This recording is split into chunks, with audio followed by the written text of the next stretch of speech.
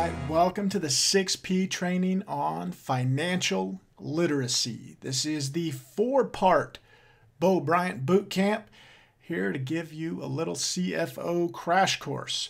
So let's jump right in and talk about why I believe you need this, why the industry believes you need this. So in this training, what you're going to take away is the understanding of comparison. So it's human nature to want to compare, but it's also good business and a best practice. As we look at our industry, we want to know, how do I rank? How do I stack up on every line of my P&L compared to the best in the industry, to the median, to the low, to the high? Where am I at? When you have a firm understanding of where you are, you know exactly where your gaps are, and then you know what you have to fix. So this isn't necessarily meant to pander or to try to make anybody feel like they know less than they do, as I'm sure if you're watching this, you've got to be pretty intelligent because you're focusing on your business and trying to learn more. At a minimum, this will be tremendous training for the rest of your team to get everybody else up to speed, so we're speaking the same language, the nomenclature is isolated, and we're all reading from the same page.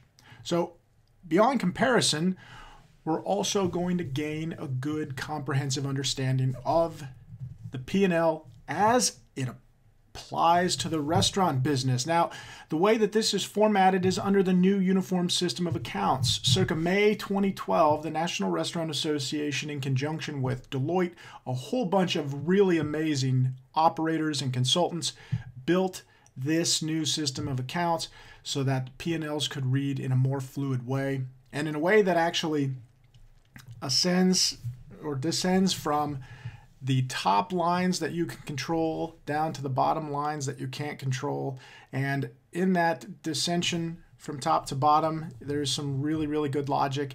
And more importantly, when you talk about comparisons, having an understanding of how this system works and why, you will be able to compare like data. If your data is built this same way, then you'll know that the information you're looking at is accurate and worth comparing.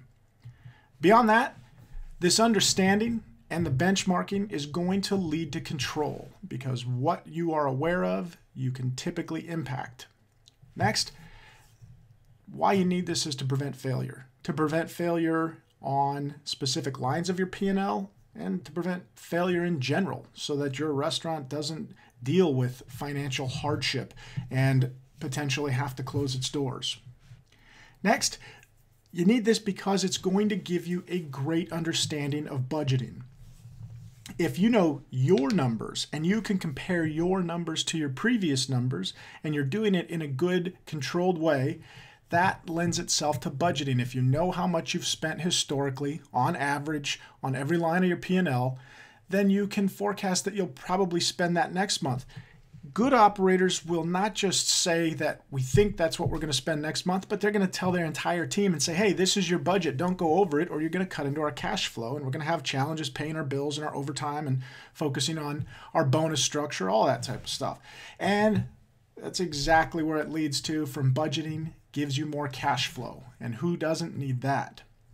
Beyond all this, you're going to be smarter. You're going to be smarter about the way the entire industry operates from a financial standpoint, and you're going to be armed with incredible information, not just to improve your current situation, but to do better feasibility on your next location. If you know that the industry average for rent is 6%, or at least at a best practice, it's 6%, then you can reverse engineer what type of sales revenue you have to do out of that location to decide if it makes sense. We're going to share a whole bunch of formulas and some really, really cool industry information that's going to help you understand all of the dynamics that go into your business for benchmarking, for profitability, for forecasting, and for feasibility studies. And of course, last but absolutely not least, probably the most important, the reason why you landed on this, is to make more money. So one of my favorite quotes relative to financial literacy and this whole P&L process: what you can measure, you can manage; what you can manage, you can impact. So the joke goes, how do you make $1 million in the restaurant industry? You start with 2. Well, terrible joke. I want to debunk that today, and I want to dive into the deconstruction of the dollar. So what we're going to do next is we're going to look at how to reverse engineer the revenue stream in the restaurant business based on medians. So by medians, just to clear that up, if we take the entire industry as a whole and we say, okay, 1 out of every 2 restaurants closes in 3 to 5 years. So that's going to really weigh down the average. So we don't want to look at average. We want to take the bottom performing 25% in the industry and the top performing 25% in the industry, and we want to eliminate those, thus compressing just the belly. So that's the median, and that's what these numbers are based off of. And this is aggregated straight across the board from quick service, full service, fine dining, fast food. As we get into some other pieces, we'll drill down specifically into different concept types. But for the sake of this exercise, the deconstruction of the dollar is going to show you how every dollar in revenue brought in breaks down across the industry as an average and where that money goes. So the dollar comes in the door. Your prime cost is going to account for 60 cents on that dollar. For every dollar that you earn, it costs you 60 cents minimum just to get there. Now, that prime cost is broken down into 2 categories: your goods and your labor. Your cost of goods and your labor equals 60%, thus leaving you with 40% or 40 cents on the dollar left in gross profit. Then that 40 cents you have left over is going to get chewed up at 20 cents of the 40 cents left going towards your controllable expenses. Now, we're breaking it down in this descending order because, again, these are the areas that you can manage. You can manage your prime cost, and you can try to improve that 60% number with a lot of really cool industry best practices. Then the next 20 cents of your dollar, the controllable expense, is another category that you can manage, benchmark, measure, control, and impact. After your controllable expense, you've got the expenses that came negotiated with the restaurant. These are the things that are a lot harder to impact, and certainly not things that you can impact at a period or monthly level. So those are your non-controllable expenses. When all that shakes out, you've got your income. Now this is your net income before income tax, and this is the industry average based on just looking at the median value, 9% or 9 cents on the dollar to the bottom line. So let's talk about sales, and let's break this down by category so that you have a good understanding of what this new uniform system of accounts looks like, what it measures, where, how, and why. So first, let's talk about these prime numbers and break them down further. We said that 60 cents on the dollar goes towards your prime cost, and that's your goods and your labor. So in goods, you've got your food, your liquor, your beer, your wine, your non-alcoholic beverage. That's the cost for those things. In labor, you've got the cost for management, your staff, and your employee benefits. And the reason why all of these little pieces are here explained is because this is how you should be capturing your spend. It should be broken down specifically into these categories, potentially even more. In years past, goods was really just broken down into food and beverage. But if you don't know what those isolated spends are on what type of beverage, like liquor, beer, and wine, you may not know what area you need to focus on to improve. It's understood in the industry that liquor and beer have a better gross profit than wine in most cases. So with that, if you know the specific percentage that you spent in each category, you can figure out what their contribution to profit is, but you can also look at how they're competing against each other. If you know how they're competing against each other, then you can take an isolated approach to embellish and overperform in the areas where you want to excel, and maybe take some emphasis off of the areas that you don't. And of course, labor has very similar implications. So this is the breakdown of your prime cost. Food plus labor minus sales equals prime cost. And the industry average, 60% or 60 cents going straight off the top of every dollar that comes in the door. This leaves you with a gross profit of 40% or 40 cents on the dollar. So let's look at where is that other 40% or 40 cents on the dollar going. Let's look at controllable expenses first. because this eats up half of that gross profit. So what goes into controllable expenses and why do we consider them controllable expenses? First, you've got your direct operating expense. And again, this descends from the category of highest impact and what you can try to control. So auto, catering, all of your supplies for the front of the house, for the kitchen, for the back of the house, your contract cleaning, your cleaning supplies themselves. Those don't go into food. Those go into a direct operating expense. It's just doesn't matter how busy or how slow you are, you're going to have to clean the restaurant every day, every night. You've got laundry and linen. Your menus, again, that goes into this cost, not some general admin cost. Paper and packaging, as it comes to food service paper and packaging, not your printer paper, but your pan liners, your doilies, your to-go boxes, all that type of stuff is a direct operating expense, not to be confused with a food cost. You've got pest control, uniform, and some miscellaneous. I tend to stay from miscellaneous and try to really group and clarify as much of everything as I can. Beyond that, music and entertainment. And I've gotten this broken down into multiple categories because, again, this is what the industry is recording and showing, which means you can get benchmarks on all. If you just lump any one of these categories all together, then it's hard to isolate if that category is overspending compared to the industry. It's hard to isolate what specific area it's overspending in and how to focus and target that. Now, again, in all these controllable expenses, these are all things that you can impact. You can't eliminate necessarily, but you can impact them. And while every restaurant is not going to have every single one of these expenses, you can impact the ones that you have by renegotiating, looking for different vendors, or even changing some of your current practices and processes. Next, you've got marketing.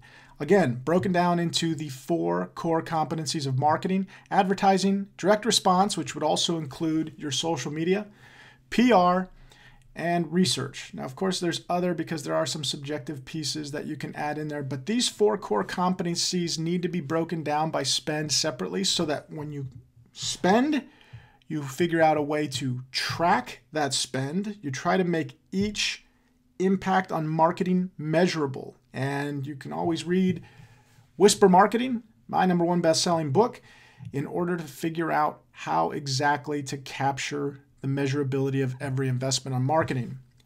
Once you do capture that investment and you figure out how this returned for you, when you have it broken down into the 4 categories, you can identify what's working and what's not and where to shift your spend. Next, you've got utilities, and these are the common ones, but the only thing that a lot of people don't account for is under heating oil and fuel. I put shortening in that category. It is a vehicle. Just like a flame is something that cooks and you pay for the flame under utilities, you pay for the oil as a medium for cooking, not as something that you can absorb and fractionally account for its food cost, if that makes sense. If I have shortening, I can't tell you how to rationalize how much value I attach to shortening in my recipe costs. So by virtue of that ambiguity, I put it in utilities, and because it's such a big line, this is a line that I want to monitor every single period. I want to look at, okay, that was 12% of my spend. So I want to hope it's 12% next month and the next month, or maybe I can impact it, make it lower. But when it shows up on my P&L isolated that it was 14% or jumped up to 18%, now I have some serious challenges. Was that a training issue? Did we change the oil too much? Did we scorch the oil? Did we do something wrong? If I don't know how it moved or why it moved, then I don't know what to focus my energy on when all of a sudden my costs are high. And since it's such a big percentage of spend, that's why I always isolate that one separately. Next, you've got your general and your admin, and this has got a whole blanket of all kinds of different costs. And you'll see that we've got the median value of spend attached to each one of these. So this is where that 20 cents on the dollar is getting eaten up.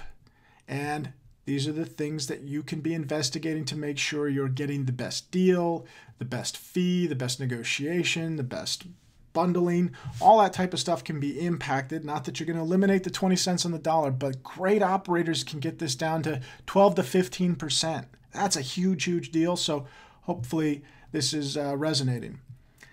Last, you've got repair and maintenance, and I'm going to have a conversation about repair and maintenance and marketing.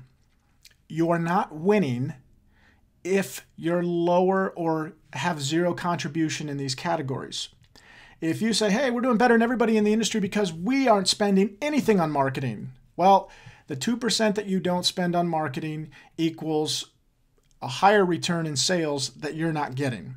And the same logic is true with repair and maintenance. You can't cut those corners or get rid of it. The industry benchmark is set so that not only do you get to the number, but you get up to the number, right? Eliminating any investment on repair and maintenance means that you're putting yourself in a reactive situation when things break. If you're not cleaning the vents, for example, on your compressors for your refrigeration equipment, the stuff's going to collect a whole bunch of oil and dust. It's going to clog the vent. It's going to cause the compressor to overheat, and that's going to cause it to seize up, forcing you to spend a couple grand on a new compressor instead of simply keeping it clean and having your staff know that that's a weekly activity, or having a repair and maintenance company come in for a very, very small portion of the cost to replace that, just to be inspecting it and keeping it clean and keeping it running. There's a lot of these things can be owned in-house. We used to actually bring in outside companies to do training and train our guys how to understand basic repair and maintenance techniques. And the savings was huge when I'd look at it one year that we didn't do it versus the next year we started, and what our output and spend was in new equipment and repairing equipment. So a couple things I want you to consider beyond just looking at the value and trying to beat the value of these cost centers. And of course, that's going to leave you with a remaining profit of 20 cents or 20% left on every dollar that you bring in. That remaining 20% carries over, and now we're going to take a look at the non-controllable expenses. So these are the expenses that are negotiated at inception, at the time that the business comes to fruition. So first, occupancy cost. We've got rent, common area maintenance, all of your various insurance and taxes get boiled down here into occupancy cost, and as you can see, 8%. Now, when we dive deeper in the next segment and we look at P&L and a detailed P&L and some benchmarking, I will show you where the best practice in the industry is to focus on getting that rent at 6%. And obviously, if your rent is currently not 6%, likely you can't negotiate it. That's why it's in a non-controlled expense. So that would just tell you that you've got to focus on getting the sales up. And we'll talk a lot more about how to remedy and impact all these different financial cost centers on your P&L so that you can get the desired outcome you're looking for. All right, moving past the occupancy costs, now we have equipment leases, and historically, this hasn't been put into this portion of the P&L expense line, but it needs to be in a non-controllable expense because an equipment lease is nothing more than a loan. If you look at it at its purest value, all it is borrowed money, right? So the equipment leases go here, and of course your depreciation and amortization goes here as well. And that leaves you with a big whopping 9 cents on every dollar of revenue coming in the door, can go back into the business, into your pocket, wherever that net profit should land before income tax. That's what it looks like in the industry. So 9 cents on the dollar. Again, this is the aggregated value. When you look at the previous year's operations report from the National Restaurant Association and Deloitte, it breaks it down in a very segmented way by concept type, and even by operator type, if it's an independent operator versus a corporation. And those numbers are alarming. The independent operator typically finishes around 4 to 5%, where the independent's going to finish at 10 to 12. Excuse me, where the corporation's going to finish at 10 to 12. And if you're to ask me why, I would believe that it lies in the exercise you just did. A lack of financial literacy and comprehensive understanding of the P&L and what all those lines mean and where the benchmarking is, right? As a business matures and as it becomes larger, especially once you have some type of equity stake from investment capital or private equity, especially private equity, you're going to run into a concept of need, and that need is going to draw industry expertise to join your team, like financial gurus relative to the restaurant industry. That's the big gap, and that's what makes that difference. As far as my knowledge and what I see out there, this is where it ends. So I'm going to do a quick review on what's coming up in the following parts. So part 2, we're going to jump into P&L 101. As I've talked about, we're going to take a look at a summary P&L and at a detailed P&L. And I'm going to give you a live case study showing you every single one of these marks. Then I'm going to show you where those marks are compared to the benchmarks. And when we look at that, this is probably going to be the most revealing part of this entire exercise, because then I'm going to show you how we can impact those lines in this live case study. All right, moving on to part 3, then we're going to talk about setup and what do the best in the industry do. So the best in the industry do period versus month, and we'll talk about why. We're also going to look at the new uniform system of accounts, why it's measured this way, and what we're going to do to impact it. Next, we will talk about conversion. How do you convert? Whether you're doing it independently, you might be using a software like QuickBooks or Peachtree, and if that's the case, there are uploads available to convert to this new data set. If you're using a third party or outsourced your financials, then it's incumbent that you continue to get this education so that when you sit down at the table with your accounting firm, whether that's a RSI or an independent firm, you're going to need to show them this, or at least articulate what you've learned in this, because while they might have great GAAP knowledge, which stands for general accounting practices, restaurant accounting practices have a lot more buckets. They're managed quite a bit differently because it's a hybrid of retail and manufacturing. And because of the benchmarking and the information that's put out in the industry, because it's done in this format, that should be reason enough for you to want to do yours in this format so that you're comparing like to like. Part 4, execution, and this is really the integration part of the exercise. So we will have talked about gaps and how to fix them, and how to target them and how to impact them in part 2. But in part 4, we're going to talk about those tools, not just the tactical part of it, but the actual documented concept and the tools available for you to be able to fill those gaps. Then we're going to talk about prime numbers. This is also a tool, but we're going to talk about the when and the why and the how. And then, of course, once all this is done, we're now prepared to learn how to put this in front of the team, how to educate them, and how to get them involved in this piece so that everybody's on the same page, speaking the same language, and working for the same results. And then, of course, we're going to take one more deep dive into budgeting. Now, we've talked a little bit about budgeting, but we're going to get more in depth, because as we're talking about forecast budgeting, we also have to talk about predictable budgeting and responsive budgeting. So we might know what we spend, but we might be running in the red. So are there budgeting tactics, techniques, and concepts that we can minimize some of our spend without compromising our output or our sales or our gross profit? And we're going to cover that piece. So that wraps this portion up. I hope that you enjoyed part 1, and I am really, really excited to take you guys into part 2, 3, and 4.